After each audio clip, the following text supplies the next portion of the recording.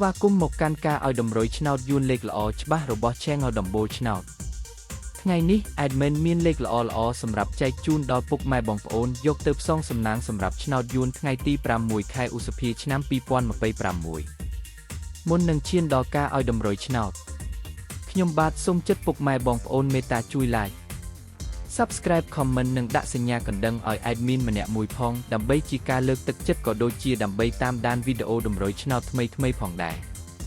ឥឡូវកុំឲ្យខាតពេលយូរតោះយើងទៅតាមដានតម្រុយឆ្នោតយួនទាំងអស់គ្នាចំពោះឆ្នោតពីរលេខគឺមានលេខ12 35 71និង25សម្រាប់ ABCD សម្រាប់លេខអូសខ្ទង់គឺមាន10អូសនិង70អូសសម្រាប់លេខអូសចំពោះឆ្នោត3លេខគឺមានលេខ354គុណ054គុណនិង486គុណ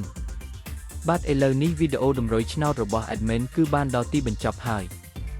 ខ្ញុំបាទសូមជូនពរពុកម៉ែបងប្អូនដែលបានយកតម្រុយឆ្នោត Admin យកទៅផ្សងសំណាងជូនពរឲ្យហេងៗគ្រប់គ្នាចាក់ត្រូវគ្រប់គ្នាជម្រាបលាជួបគ្នាថ្ងៃស្អែកបន្តទៀត